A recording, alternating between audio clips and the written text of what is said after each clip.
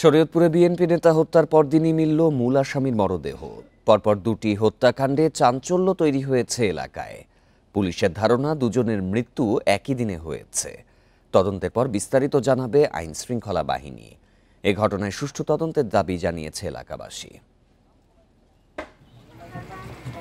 ছুরিকাঘাতে আহত শরীয়তপুরের জাজিরার বড়কান্দি ইউনিয়ন বিএনপি নেতা খবির সর্দার গেল বুধবার হাসপাতালে মারা যান। পরদিন আলমাস সর্দার সহ ২০ জনের নামে হত্যা মামলা করে পরিবার। তবে এই আলমাসও বুধবার রাত থেকেই নিখোঁজ ছিলেন। বৃহস্পতিবার রাতে তার বস্তাবন্দি মরদেহ পাওয়া যায়। স্থানীয়রা জানায়, আলমাস ও খবিরের পরিবারের মধ্যে জমি নিয়ে দ্বন্দ্ব চলছিল। এছাড়া গেল ১৮ আগস্ট মসজিদ কমিটি নিয়ে তাদের কথা কাটাকাটি হয়। এর জেরে মঙ্গলবারও বাকবিতণ্ডা হয়। এক পর্যায়ে খবিরকে আলমাস ছুরিকাঘাত করেন বলে অভিযোগ রয়েছে। এই মসজিদ নিয়ে এই আজান নিয়ে একটা দ্বন্দ্ব বাজবে, এটা নিয়ে একটা মারামারি হয়ে গেল। আলমাস সর্দার লগে আর ওই সর্দারের লগে যে গেঞ্জামটা আর কি খবির সর্দারের সাথে ওটা সমাধান করে দিবে। পরের দিন তারিখ ছিল। হত্যার জন্য একে অপরকে দায়ী করছেন দুই পরিবারের সদস্যরা।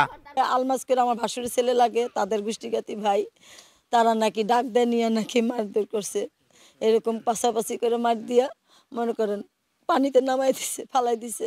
খবির, এরপর রিপন, এরপর ওই যে নুর ইসলাম কোতাল, রুবেল কোতাল, এরা আমার বাবারে এই মাথা বাড়াই বাড়িতে বাবাই যে উড়াইছে, সর্বলোকে দেখছে দুইটা বাঘ করে লাইছে। পুলিশের ধারণা, খবির ও আলমাসের মৃত্যু একদিনেই হয়ে থাকতে পারে। এ নিয়ে তদন্ত শুরু করেছে তারা। পূর্ব শত্রুতার জের এই দুইটা ফ্যামিলির ভিতরে জমিজমা নিয়ে পূর্বদ্বন্দ্ব ছিল। সেদিনই হয়তো ঘটনাটা ঘটতে পারে এবং এলাকাবাসীও এরকম একটা তথ্য আমাদেরকে সূত্রে আমরা পেয়েছি। পরপর দুই হত্যার ঘটনায় চাঞ্চল্য তৈরি হয়েছে এলাকায়। সুষ্ঠু তদন্তের মাধ্যমে রহস্য উদ্ঘাটনের দাবি এলাকাবাসীর। Independent news.